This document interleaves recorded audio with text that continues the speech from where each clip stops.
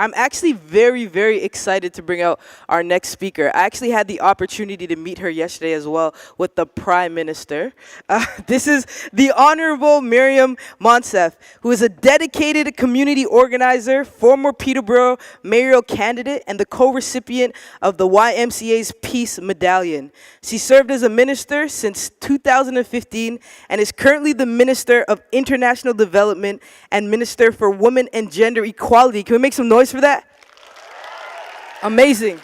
Minister Monsef is widely recognized as one of Peterborough's most influential people. I believe it. I just followed her on Instagram, and she's verified. Blue check mark and all, okay?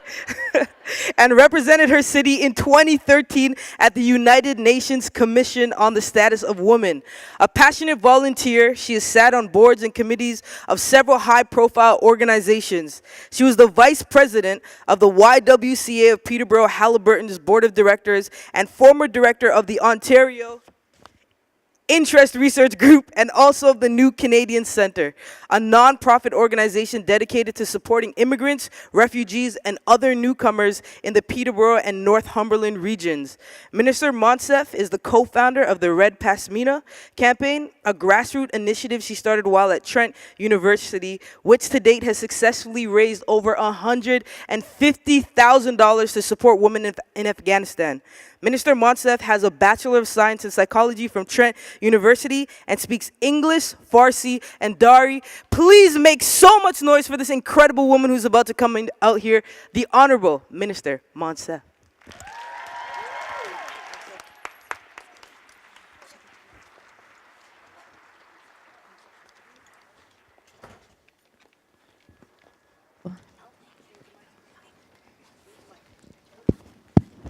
Hello. Bonjour. Anin. Salam alaikum. Oh, I hear some Persian salams. Any Afghans in the room? There are a few backstage. I may pick on them later. It is a great privilege for me to be part of this really exciting day with all of you. We are gathered on traditional territory that the Anishinaabe, the Chippewa, the Wendat peoples, and the Haudenosaunee have called home for generations upon generations. Today, many First Nations, as well as Inuit and Métis peoples, call this place home. And people like me, settlers like me, are guests here. I want to thank the team at SheEO for bringing us together, and I want to get to know you a little bit. I'm going to channel my inner Oprah. Is that okay? Yeah, okay. How many of you are activators? How many activators in the room? Can you rise? Can you rise and be recognized? Thank you for your radical generosity. How many aspiring entrepreneurs are in this room? Could you rise and be recognized, please? Yeah, it takes courage. How many of you are entrepreneurs right now, hustling every day, trying to make money and keep the rest of your life going? How many are here because they're supporting a loved one? Oh, that's lovely. That's lovely. Are there any entities, organizations that support entrepreneurs, support leadership development? Are you in this space? There's a couple of you. I imagine by definition, RadGen is about everybody supporting everybody, right? Are there any artists in this space? Make some noise. Any academics? Academics didn't make as much noise as the artists, but you're here. Got it. Okay. And how many of you are parents?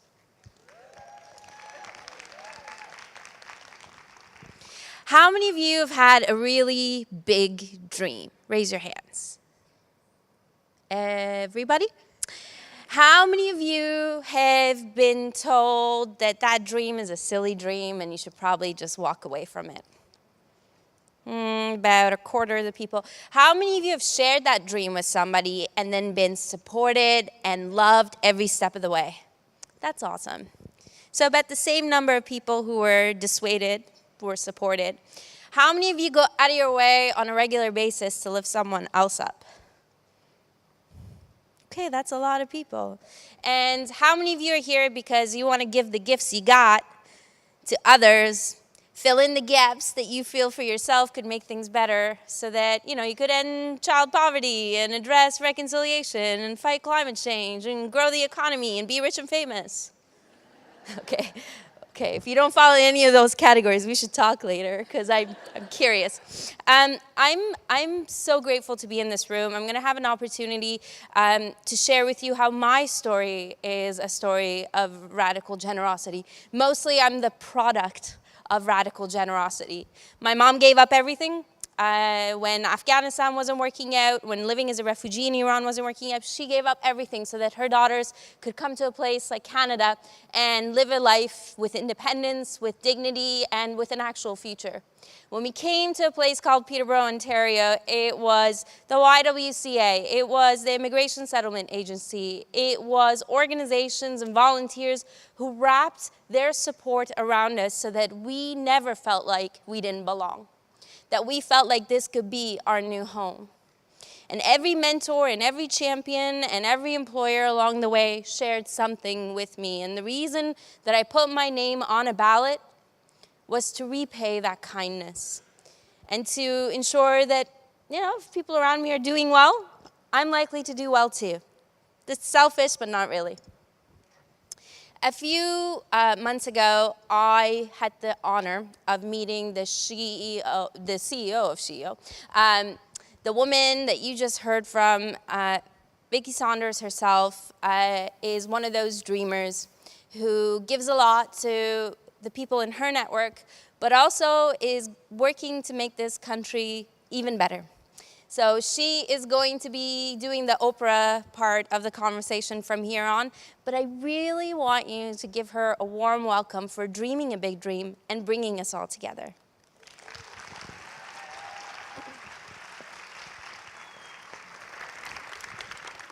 Thank you. I'm so glad you're here. Me This too. is really fun. All right, so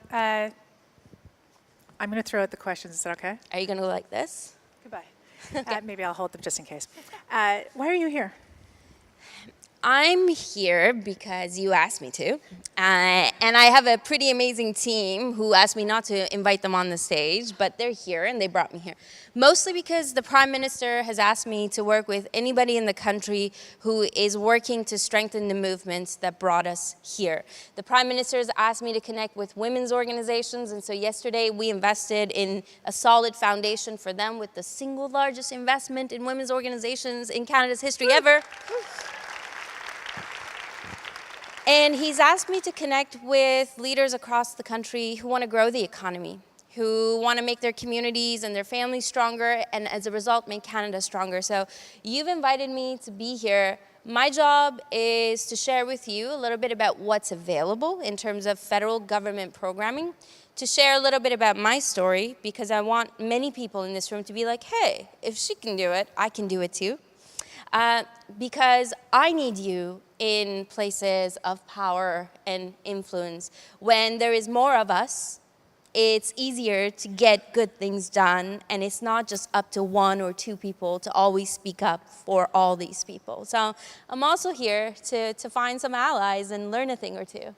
Awesome. So can you tell us a little bit about your story? Like, how did you even get into this? I got angry. And I was volunteering on boards. I was running a small business. I ran a window cleaning business for 2 years. I knew nothing about window cleaning, or I was afraid of heights, but then I ended up having to climb ladders. I didn't know how to keep the books, but I liked the idea of being my own boss.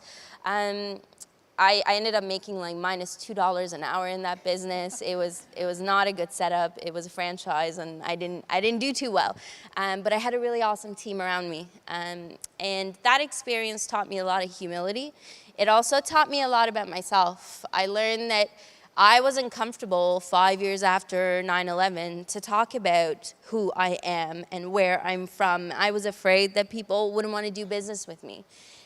But at the end of that experience, as much of a loss that it came with in terms of finances, I gained a lot. And it gave me the confidence to then do a few other things. And eventually, I realized that the people who are making decisions on my behalf have never been on a bus, have never had to get a student loan, don't know what it's like to swipe their card at the grocery store and not know whether it's going to be declined or approved. And that in itself is actually okay. There is no reason to hold anyone's privilege against them. What's not okay is when those same individuals have no time to hear from people like me about the decisions they're about to make on my behalf. That makes my difficult life even more difficult. So I got angry. I ran as a nuisance candidate.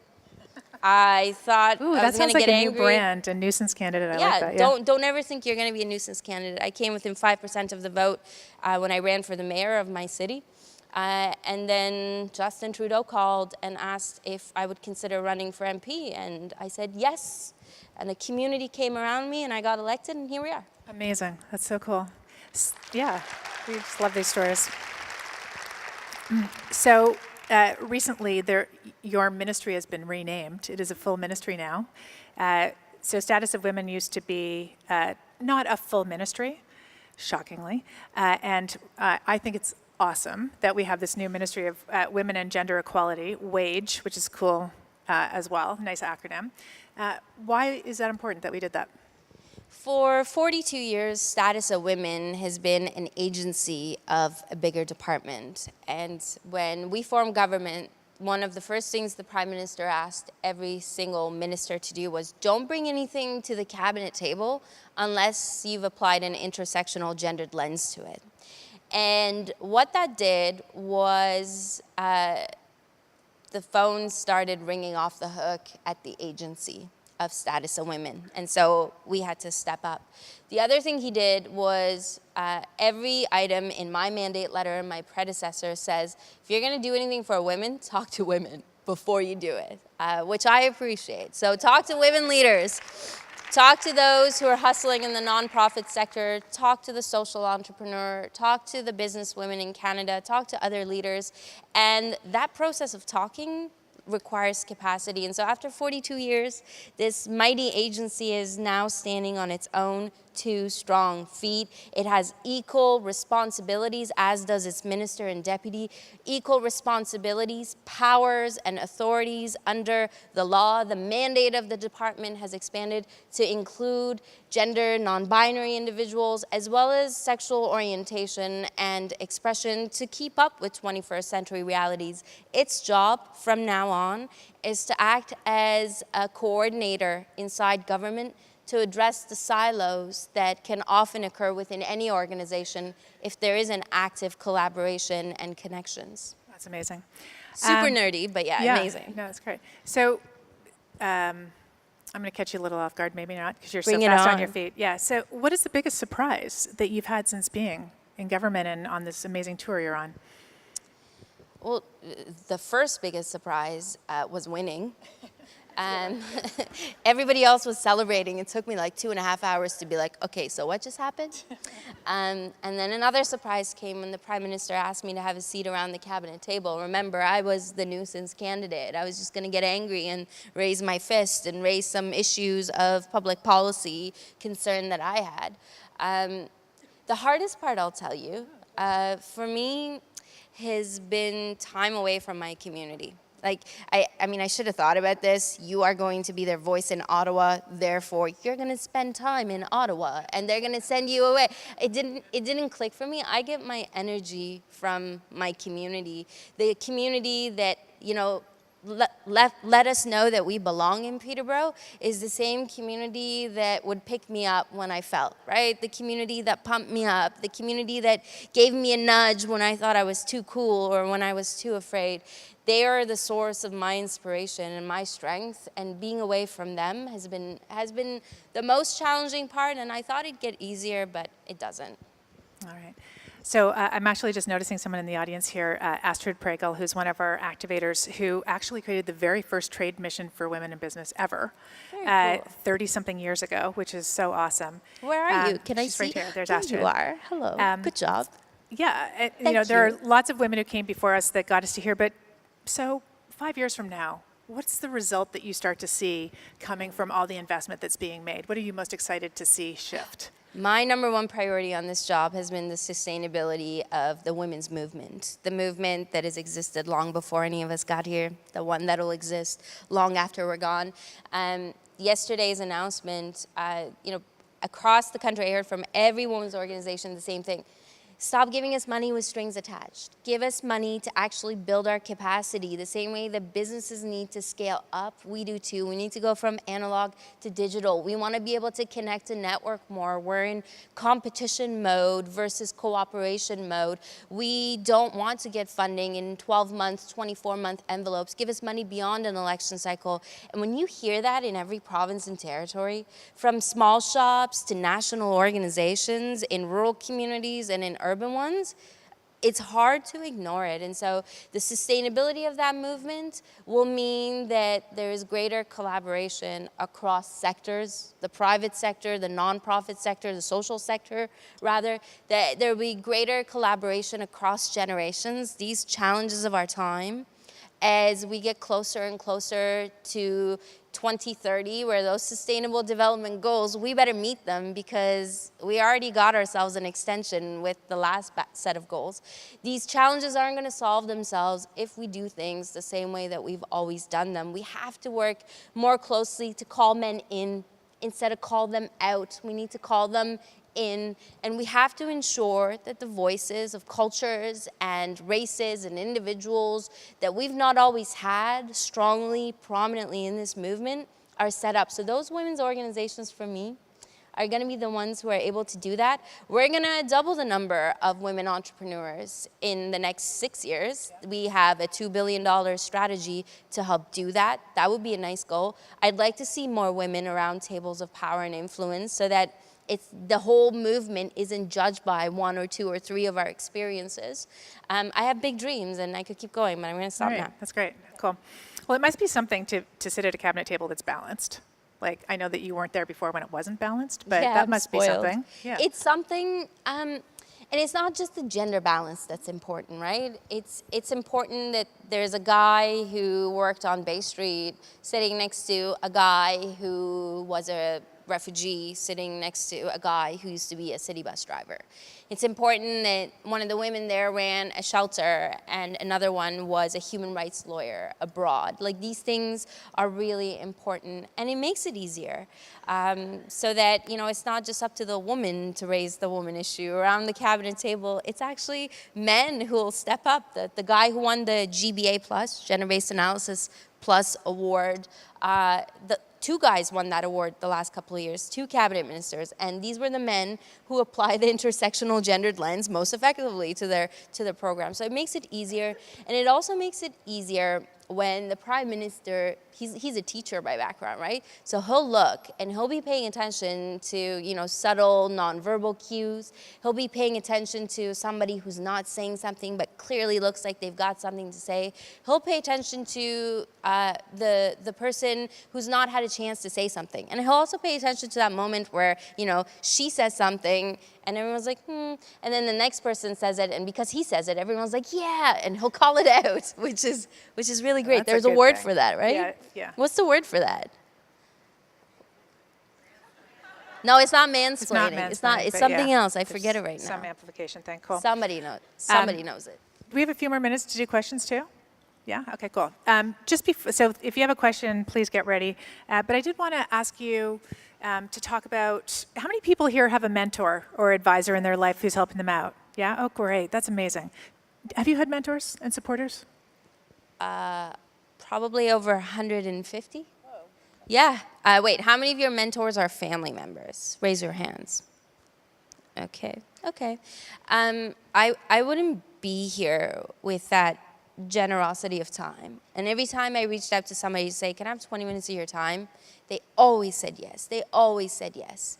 When I didn't see what was in me in terms of leadership, they saw it. And they weren't just women, they were men. A lot of good men, as well as great women in my life, have provided me with those opportunities.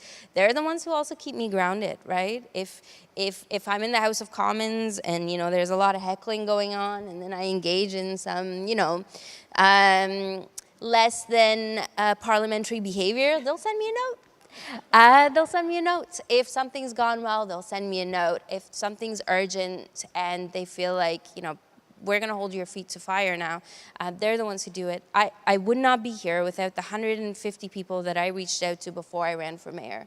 And I asked them, am I out of my mind? Like, is this going to be bad for my brand? What do you think? And 90% said yes. But when 10% of your mentors say, don't do it, when they say you don't have enough education, you don't have enough experience, aren't you a little too young, where are you going to get the money? That gets to you, right? And so the 90% of wise leaders around me, for some reason their voices didn't echo as loudly as the 10% of the leaders with their wisdom around me who are like, it's not your time yet. That's a good one. Yeah. One of the things that they say is that 90% of what other people give you advice on is really about them, not about you. So you always have to consider that source. Does anyone have any questions? We have like the minister up here unplugged.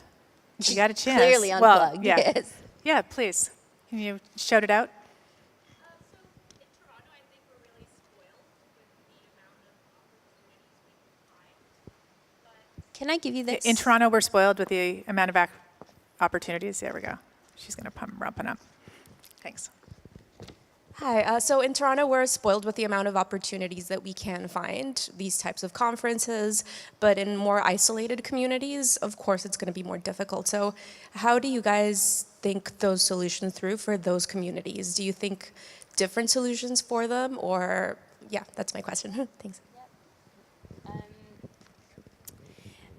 Part of what we do when we apply that intersectional gendered lens, we take into account rurality and remote communities' needs as well as urban needs.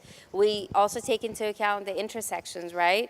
So if you are a young trans person of color with a disability living in a rural community, you have different realities, opportunities, and barriers than the same person living in an urban community. So we take those into account. We have a rural caucus. Over 60 members of the Liberal Party in government are rural members, myself included. I have a mixed rural-urban riding. So if something gets missed, you can be sure that that's raised. The way to connect rural communities, one of the most important ways to do that for me has been supporting women's organizations and women entrepreneurs. They are doing more than just, provide support to women. They become hubs, they become employment support services, they become mentorship connections and navigators.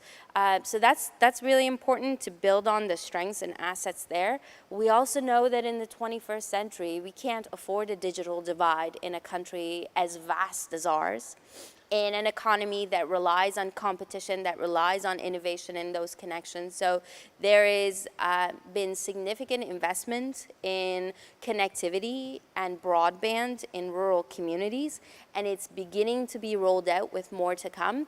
But part of what I'd like to hear, how many people in this room are from rural communities or remote ones? Very cool. So we have a minister for rural economic development now. She got appointed a couple of months ago.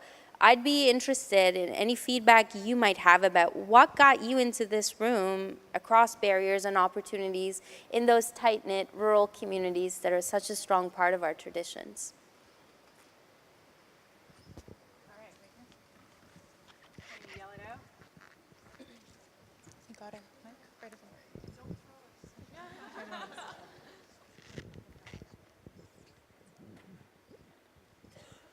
Thank you. So I've worked with thousands of entrepreneurs, and a handful have said they're in it for the money. Everybody else is in it because they have something to give to the world. I've also been doing this for decades. And Can you hold your mic closer to you? okay, sorry. Oh, there. Do I sound like that? No, okay. So there's a new talk about social entrepreneurship. There's always been a very strong divide between for-profit and nonprofit, but it's a huge gray area, and the supports aren't there for businesses that are for-profit because we have to pay our rent, but that have a social bent to them and a need in order to be able to do that. What can you do for us? What's your name? Francis thank you. Schoggin. Francis, The first time that we met, we were in a room on a panel where somebody said the exact same thing, with the addition that we also contribute a lot to Canada's economy. We are a significant portion of our GDP every year. And so just recently, in November, in the Fall Economic Statement, our government announced a Social Innovation Fund. It's $755 million over 10 years, and the whole point of it is recognize that this idea of social good to achieve better results while creating jobs is actually part of Canadian culture. It's part of who we are, and across generations, people are starting to ask what you just asked. So there's, after significant consultations with those doing the work, a really lovely report has come out. Check it out. A panel came together with Minister Duclos, the guy who won that GBA Plus award I told you about this year. He announced it as part of the Fall Economic Statement in November. We're going to start rolling out that fund, part of that fund anyway, this spring. That portion of it is non-repayable. It's about $50 million over 2 years to help entities set up the capacity to be strong in the social purpose movement. And then 10 years of funding for social innovation and social purpose-driven organizations in this country. We expect it's going to create thousands of jobs, grow the economy, and help governments solve some of the most complex challenges of our time, while ensuring that we don't burn out the do-gooders in the country. Thank you for that. And we've got someone lined up over here. Oh, there are actual mics in the audience. Okay, sorry to mess with your thing. good. Okay. Okay, I think it's working. Hi, thank you so much for coming. I have so much gratitude that I got to hear you speak, and I think we are all really inspired by your words, so I just wanted to share that gratitude. My question is, how can we make government financing more flexible and accessible to like marginalized populations or people that might not really know that these funds are out there, and how are we kind of marketing that to make sure that it is getting to more diverse groups of people, and also maybe making the application process so that it is actually accessible to more people that might not have like the administrative finances to do all of that. That's my first question. And then my second one, just quickly, is how can we encourage more young women to start to consider entrepreneurship and also politics? Yes. Sorry, a lot of big things No, what's there. no worries. What's your name? My name is Nika. Nika, thank you for that love at the beginning. I really appreciate it. Yesterday, the Prime Minister on his way back from Iqaluit convened a group of young women, young black women, who are rocking it in various ways, whether it's social profit or whether as entrepreneurs. Our MC Rooks was around that table rocking it, I have to say. And that was part of the conversation too, is, you know, if we're not familiar with how to have a relationship with government, if funding envelopes don't take into account our intersecting realities, and this is the Prime Minister's agreement too, well, the whole point of these investments is to help support and build up our country, but if it's not getting to the people who can do the most with it, well, we got to fix it. So the first way to address that is talk to us. Whether it's with your member of parliament, whether it's writing an email, whether it's making a call, whether it's coming to Ottawa, talk to us. We had, how many of you are familiar with the YWCA? Okay, the largest and the oldest organization, women's organization in the country. It took them over 100 years to come to Canada's parliament. 2 years ago was the first time they came to parliament to lobby. They didn't think that they were going to be heard previous years. They came and they said, look, women are the first to lose affordable housing and the last to gain affordable housing. You guys just put forward a $40 billion national housing strategy. We want to carve out of it for women. You know what happened? A third of $40 billion was set aside for women, women-led families, and those fleeing violence and abuse. Sometimes you just got to ask for it and do so in a thoughtful and evidence-based way that you have. Relationships, sometimes pick up the phone, like Google Status of Women Canada, and pick up the phone and call the regional office, which we've opened, by the way. Call them up and say, hey, I have this idea about a project that's going to do X, Y, Z. Before you put pen to paper, pick up the phone and ask, can you help me ensure the success of this application? And we will. As for how to get more women entrepreneurs, we've got a $2 billion strategy. Tap into it. If you Google Innovate Canada, that's the website where we're working on a one-stop shop. We are working to increase the number of women entrepreneurs. We want to double it. It's 16% of Canada's businesses right now, women-led, women majority-owned. So we want to double it. And no, in terms of politics, the reoccurring lesson for me, don't let fears make your decisions for you. If your fears are bigger than your goal, than your dream, you're not doing it right. I tell myself that every single day, and as recently as yesterday, where I let fears get bigger than the whole point of this beautiful, grand day. So I hope that helps. Thank you very much, Minister. I know you need to go. So I know there's a few more questions, but we'll create a mechanism for you to ask, and we'll get the questions to the Minister, and we'll share it out loud. And please ask on social, too. She's unbelievable on social. If you're not following her, check her out. And she's constantly... But be nice. Don't be those trolls. Yeah, beautiful. Everyone here is radically generous. Thank you very much, Minister, for being here. Thank you so much.